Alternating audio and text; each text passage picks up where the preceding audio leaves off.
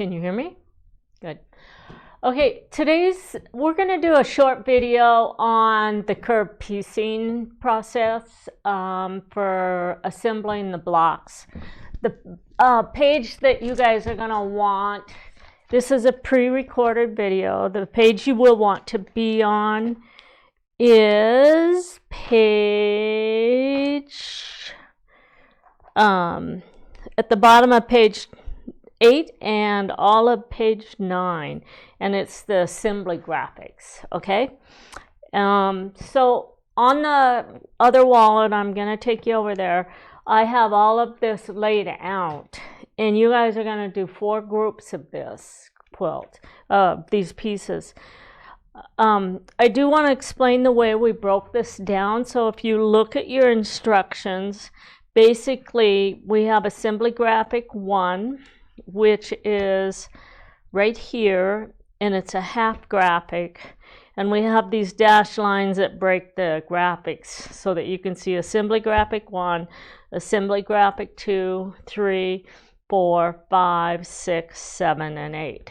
Okay, and then when you read all of the parts up here, it's going to tell you what you're going to do for assembly graphic 1, which is your exploded view. Assembly graphic 2 is going to tell you to join the T-templates in the unit, the spiky units. Assembly graphic number 3 is going to tell you to join the outside border pieces. Okay, now this is one of those quilts that if you try to just put it all on a pile and just pick it up and start sewing it together, you're probably going to sew a bunch of the border pieces in the wrong place, because every one of those is specific to the spot that it sets on because of how the overlaps come.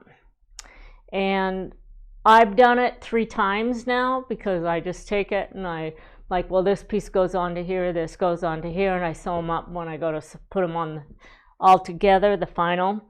They don't go together, so I always have to pick them off and go back and replace them. So if you lay it out like I have it on the wall, and you make sure that you're working with the right units, you won't put them together wrong. All right, so just take the time. What I did is, the one on the wall that I'm going to show you, I just went in and I made some little tiny labels so that I didn't have to go back and keep following the instructions in the book.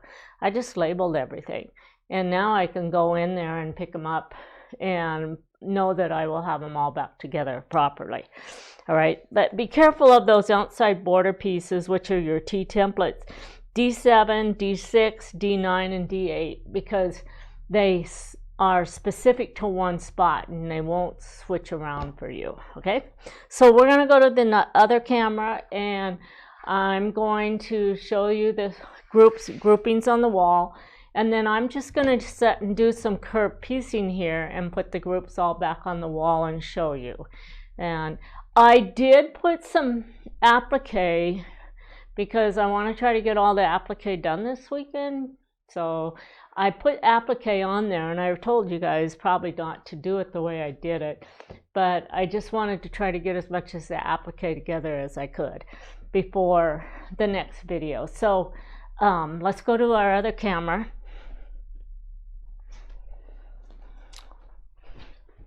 Are we on? Okay, so if you look, we have a grouping here, and I call these block groups in the instructions. And so I have to put D9 onto my D4 template, and then I put the D8 T template onto the D9 unit. Here we're going to sew the D10 unit onto T template D3, and then we're going to sew this block group. And we assembled this block group the other day in our other video, but you're still following the same instructions because these had to be assembled as well. So then this block group, which is my right block group, is going to be sewn onto here.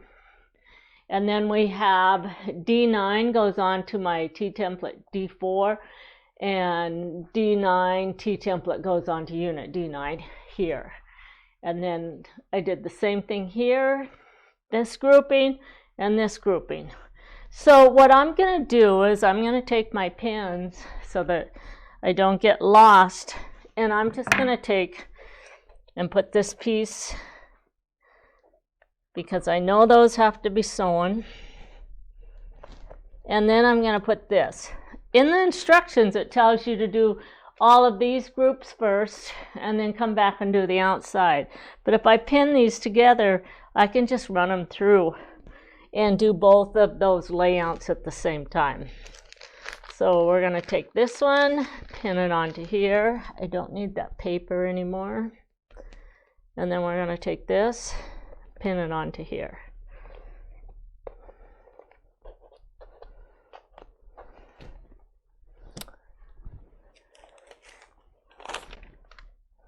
This one's going to go on here.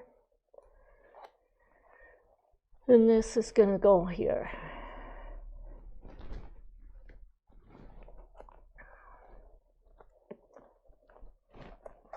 Now, if I was doing all of these at the same time, which is what you guys should be doing, you would have 4 groups of every block group that you're putting together.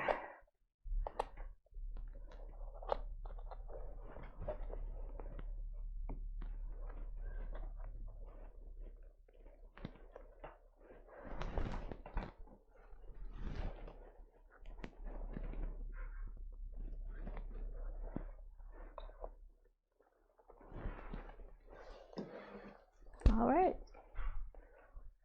so we're going to go back and I'm just going to sit and sew, and you guys can watch me do this. I might talk to you a little bit as I'm going through, but I'm going to sew all these into block groups, and then we'll lay it back up on the wall so you can see how it's set up. Okay, so if I'm looking at this, I have a TRP line here, and then I have the holes from where I sewed all my stacks together, so I can see where the TRP line is on this as well. I'm going to take this and turn it sideways just because it'll stay on there better. So we're just going to flip this, and I'm going to put 1 pin in the middle of that. And that's really the only pin I'm going to need. And then we'll come back and we'll pick this piece up. So I'm going to start with this edge, and you should be able to just hold that to get that started. If you can't keep it straight along the edge, then go ahead and just put a tiny bit of glue right there on that corner, and that will keep that together for you. All right, but don't pin this other side or glue the other corner yet. We're going to do that right at the machine. I do want to show some of you, because I'm going to put all these together without and just match everything as I go, but I do want to show you, if I take this and I pleat this, and I'm just folding halfway in between each one of the white sections, what it does is it actually gives me a curved edge. It folds that in to where I can match that curve. So if you guys want to glue these before you actually go to the machine, you can actually glue the raw edges together. And your instructions tell you to do it that way. If you're experienced at curve piecing, you're probably just going to pick these up and take them to the machine, because they are a very large curve and they're easy to match up. But if you want to do all of the gluing, you can definitely glue your raw edges first, all right? And they would be just like that. So I'm just going to pick them up, take them to my machine, and start sewing.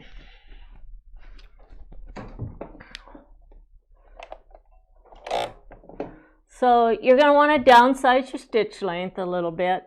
I'm going to go to about a 1.9, 1.8, just because I like a smaller stitch when I'm doing my curve piecing. It gives me a lot smoother line. You're going to run your 1/4 inch foot right along your curved edge.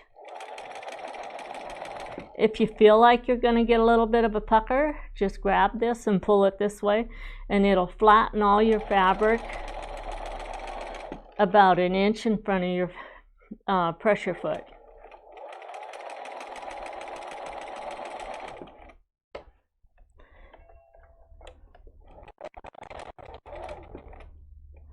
I'm going to put my needle down because I like sewing with the needle down when I'm doing curves. So I'm going to take just a couple more stitches to where I'm right at that center, and then I'm going to take the last part of it and we're going to match up this edge along this side. And now I'm going to grab my glue pen and I'm going to put a little bit of glue right on that corner because I don't want that to pull away. I want to make sure that that stays. The other thing I do sometimes, and it just depends on whether I'm having a hard time holding on to it, I might come in here and put a pin right along this edge, because now when I come in, I can actually take all my fingers and place them right on those seams and put it all in place. And I don't have to do all the gluing process. So I'm saving myself a lot of time not gluing if I have the ability to do this. So if you guys know how to do curve piecing, this is definitely going to be faster for you. Right.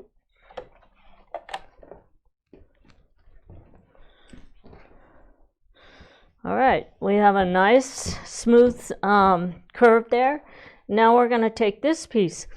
So you have a TRP line here and you have a TRP line here. I can see the holes from the TRP line when I pull them out. So what I'm going to do is I'm going to match the first set of TRP lines right here. And then I'm going to take this one and match up these two TRP lines. And then we're going to grab a couple more flower pins, if I can find a couple.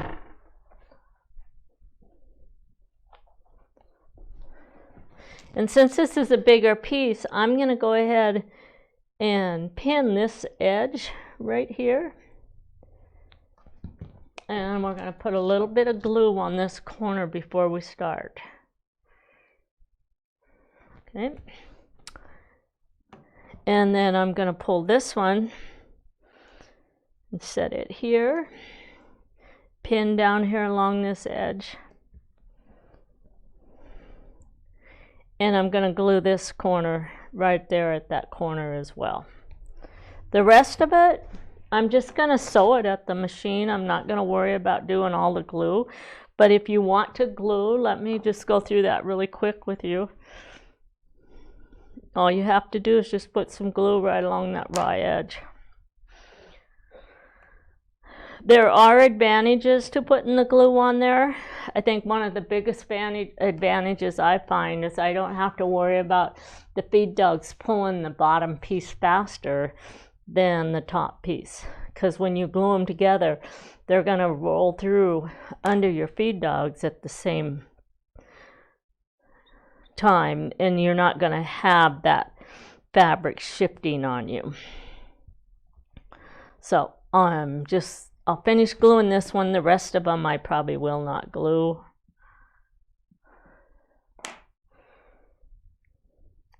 But you can see that gluing these big pieces is pretty easy.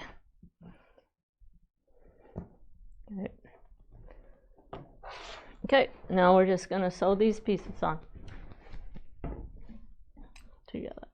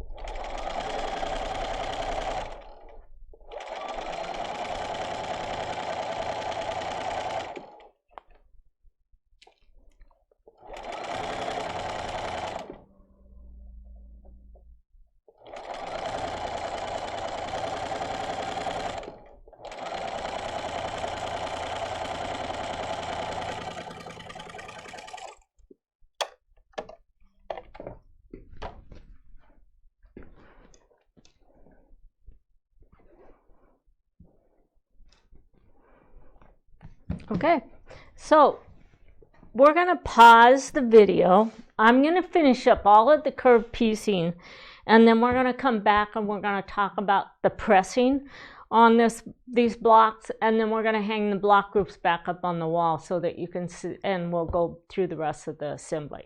So we're going to take a short pause. I told you.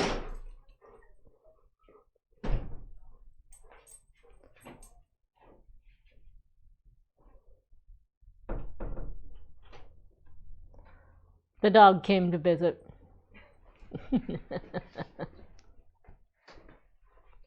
All right. Are we on? We're all ready? Okay. So I want to go over, I've got all of the blocks sewn, block groups sewn, and I want to go over a little bit of the pressing. Now, when I pressed these all, when I was sewing everything together, I pressed the seams into the melons and the seams out. When I put it on the wall, I looked at it and I thought, you know, if I press these back this way and press them into here, I'm going to end up with opposing seams. So I went through and did a whole bunch of repress on my melons, but I'm going to check really quick. So in your instructions, when you press that, it actually tells you to press towards the spikes on the melon. So the pressing instructions are actually telling you to do what I went back and did after I didn't read my instructions. All right. So it can be done either way. If you're working with batiks and you want stacked seams, you can actually press it either way.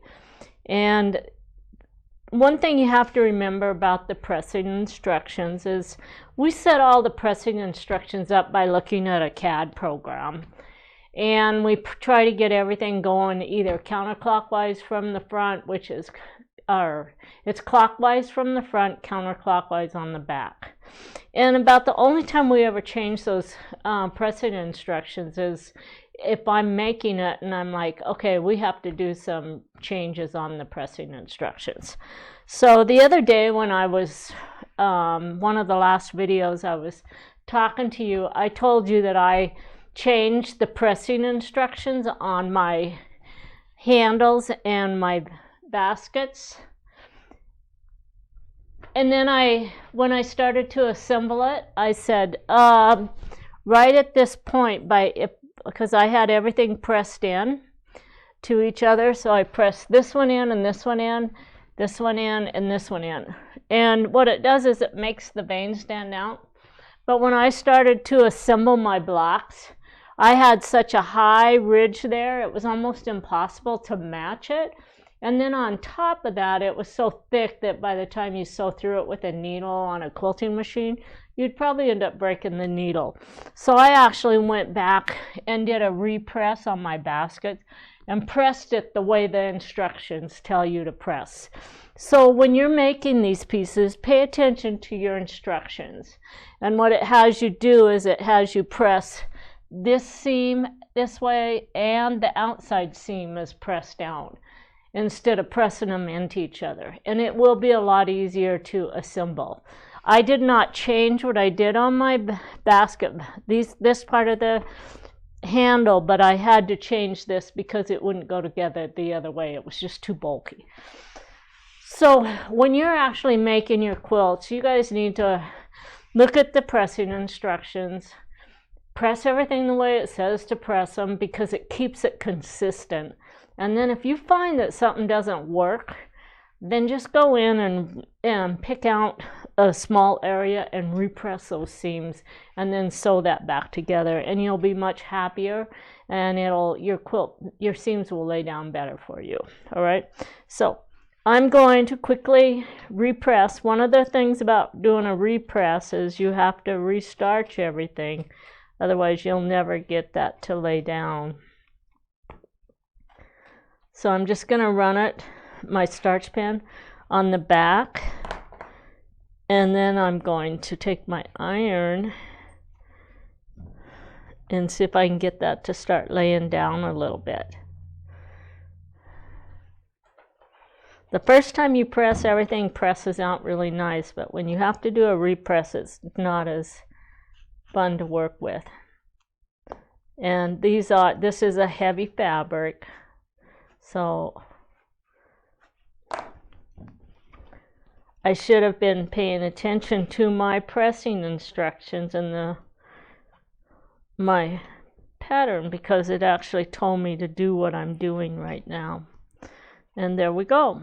So we have that repressed, and then this is going to get pressed out as well.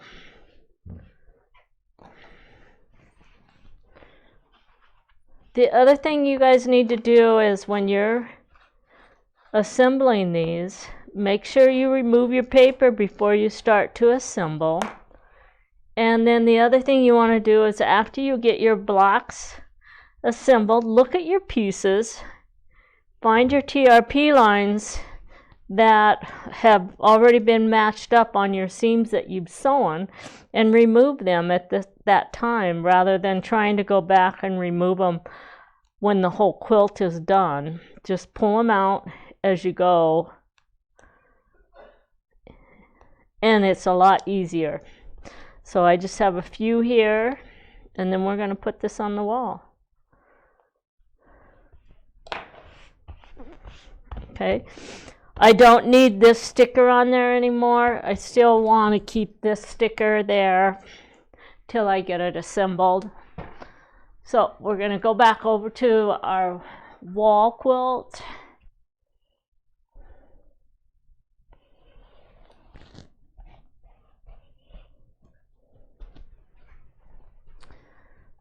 Are we on the wall? All right. So if you look, I have a triangle here, I have a big square here, and a triangle here. I'm not going to make you guys watch me assemble this, but I want to tell you this piece is sewn onto the square, and this piece is sewn on to this because there's an overlap there. If you sew this piece onto here first, you won't be able to get that piece in. All right, so pay attention to how it tells you to assemble that. This is your first piece, that's block group 8. So block group 2 is sewn onto block group 8, and then block group 4 is sewn onto block group 2. And it's the same thing down here. This piece and this piece are joined, and then you join this piece, okay? So we'll upload this video probably before our next class, and then when we get into that class, we'll be able to finish assembling the rest of the quilt. All right.